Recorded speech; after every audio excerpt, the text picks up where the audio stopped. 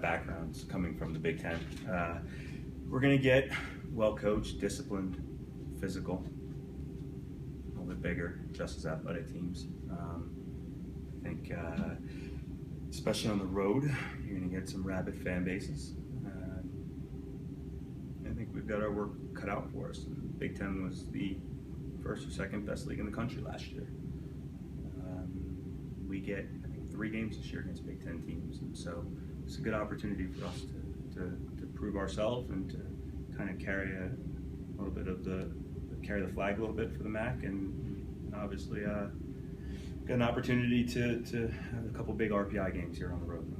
Obviously, you start off with a tough loss, big win Sunday. You're interested to see how your kids come back now, in this tough environment in Ann Arbor. Yeah, it was like it was in the twilight zone on Friday night. I don't think I've had as many comments from people who said it just looked out of it for some reason, and we did. But then I don't think I've gotten so many comments where on Sunday everybody said, wow. Sunday was a wow kind of impression that we left on our fans and people that have followed this team.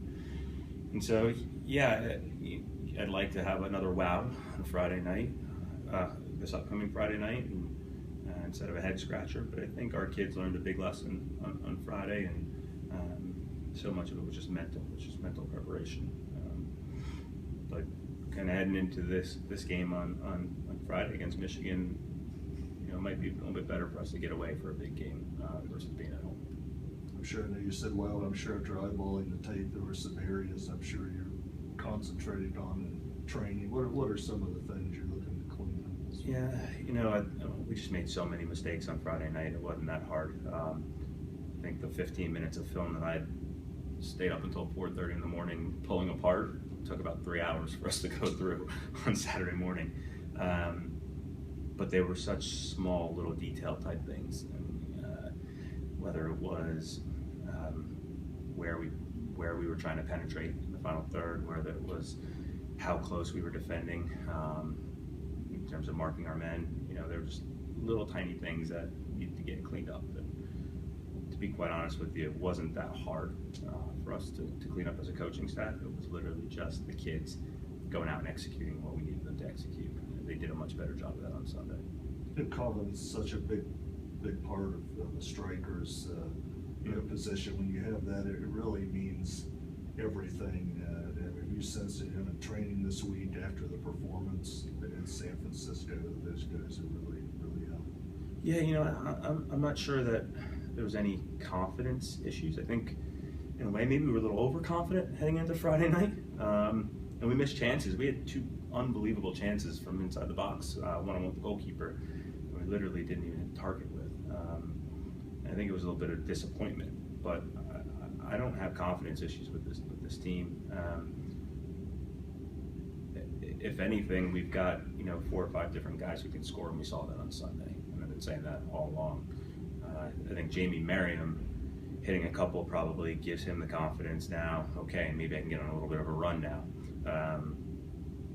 Ryan Kane finding the net certainly helps him. But I think we've got other guys that are capable of scoring. I think Joey Piacic is capable of scoring goals. I think Tucker Stevenson's capable of scoring goals. I think Jack Elliott's capable of scoring goals. They haven't found the net yet. But it's not for lack of confidence, it's for execution. I think you get your confidence from knowing that you're capable of doing something. And so now that Jamie's banged a couple in, I think he's going to feel that confidence. But I think I got a group of guys that are determined and focused and are very much confident in what they are capable of doing. Now it's just a matter of actually executing it. You used a lot of guys over the weekend. You said you thought this was a deep team. You believe that's going to be the case throughout the year, to be able to go deep? Yeah, I was able to use a lot of guys, and I think that's going to help us heading into this weekend. Michigan only played on Friday night against Creighton. They played a difficult. Creighton's one of the top 10 teams in the country, and they lost 1-0 on the road. But us being able to limit our starters' minutes to 45 minutes, to 50 minutes, 60 minutes in that range, I think was really critical for us heading into another huge 2-game weekend. So guys like Jamie Merriam and Joey Piacic and Tucker Stevenson, Jack Driscoll, they all got a lot of rest on Sunday, where we were able to open up that big lead early. I think that's going to hopefully pay dividends for us in these 2 games. And I told the boys that if we can go out there, and the goal is always to win twice. It's always to get 2 wins when we go on a road swing like this. But would we be happy if we got out of there with a win and a draw? Absolutely. That's when we go on the road. It's about stealing points, and we can go out and play 2 games because we've recovered fully, which I know we have based on all the sports science stuff that we do with our players and tracking them on a daily basis. We're fully recovered heading into Friday night's game.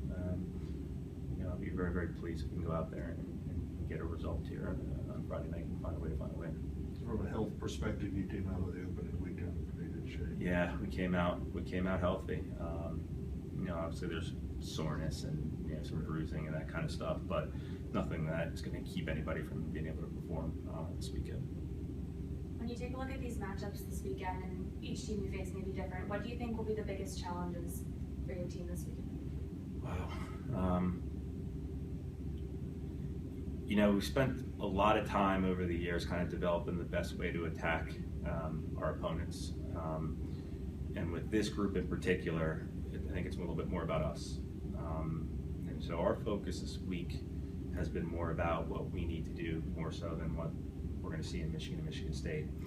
We've implemented some of the way Michigan plays in training and the way Michigan State plays in training, but we've talked and we focus a lot more on how we want to play and how we want to attack it versus worrying too much about them. And every group is different. I think it's just the evolution of the kid and the player, and I think today's player is a little bit more cerebral in terms of, they're very, very hard on themselves, whereas I think the older guys and the older generation, was a little bit more, let's get after it, let's punch them in the nose. I think these guys are ebb and flow a little bit more. So if we could focus on them more versus having them worry about too many other things, I found that seems to work better with this group. So the long answer is we've really spent more time thinking about ourselves and how we want to approach the game, and imprinting our will on the opponent. On Sunday, we really did that, and we didn't worry as much about San Francisco, and we really just kind of went after them. And hopefully, we were able to do the same thing this weekend. What do you think of this group of guys as a whole this season so far? I've said before, this is a resilient group of guys. We saw that on Sunday. Friday night was really disappointing. It was disappointing to our coaching staff. It was disappointing to the players. It was disappointing to the fans to have such a huge crowd on such a beautiful evening, and to not get the result, I think really hurt them. We felt, I said to the media that was there, our fans deserve better. I think our kids really took that to heart. They proved their resiliency, because Sunday game 30 hours later is very difficult. It's hard. We played in the heat of the day because San Francisco needed to get a flight back to the West Coast, so we had to play at 12 o'clock on Sunday, and it's so hot. Our guys were awesome. They were awesome. And I think as a coach, you always expect them to be awesome, but you could see how we very easily could have came out and deflated again on Sunday afternoon. I was very proud of their effort. And again, I'm going to harp and congratulate their resiliency. They're a resilient group. This team will never quit, and they won't give up. And I think that's probably the thing that this group most impresses me about, with that characteristic. How's Hayden doing this season after his knee injury?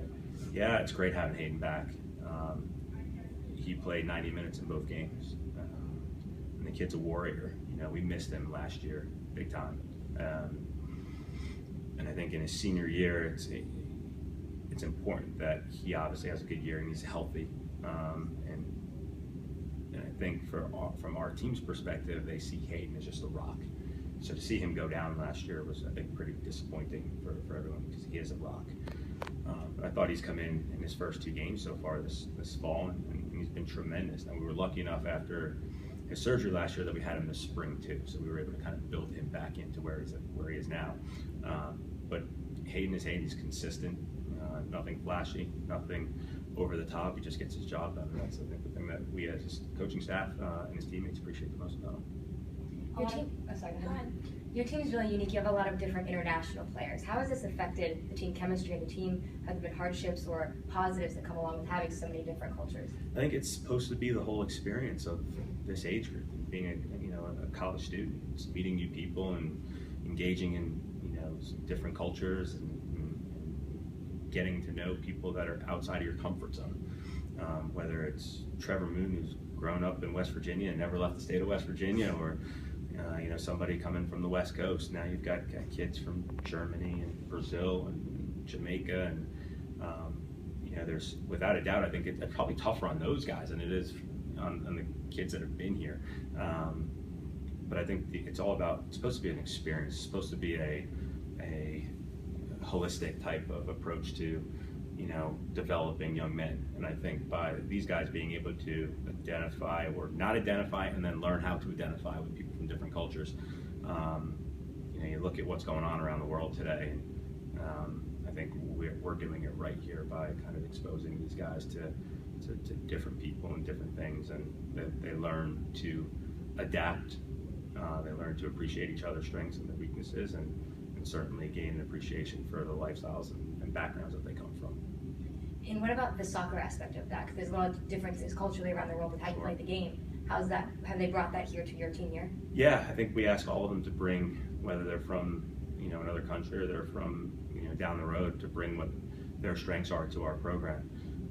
That said, it's our job to kind of mold it into a workable unit. And so the idea is that we've got different players that bring different things to the table, and hopefully we can make them blend.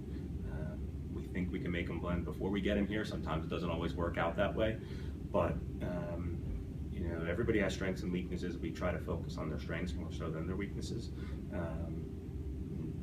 I think when you have in soccer, the culture is that you have to learn how to adapt and you have to learn to play with different people. And it's a worldly game. It's not like it's not specialized to just Americans. It's not specialized to just Europeans.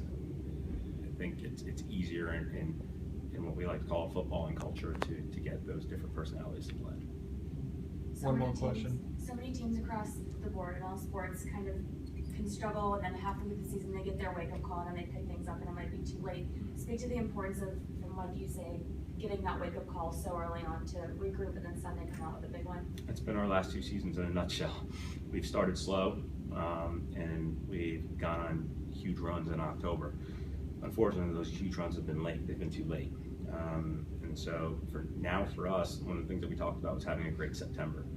It didn't start off the way that we wanted it to start off on Friday night, but it quickly turned. And so I think in our case in particular, we've got some very difficult games in September and October, but I mean, where we can really make our case for an NCAA tournament bid is going to be with what we do in our non-conference schedule in September. So for us to get that wake-up call and for it to happen at home, I think it hurt. I think it hurt them, and I think there was maybe even a little bit of a feeling of embarrassment that we didn't get it done in front of our own fans. For that to come this early is hopefully a blessing in disguise. We could go on the road and lose both these games this weekend, but I think this team got its lesson from the Navy game on opening night. And, they're not going to ever lose a game because we get outworked again, and that's the important thing to take from it. I've told them 100 times over, we can lose every game. If we lose swinging, I can accept it. When I say swinging, I mean really going after it. But if we lose because we kind of sat back and we didn't play the way we're supposed to play, it's hard for me to accept, and I don't think we're gonna come across that again this season.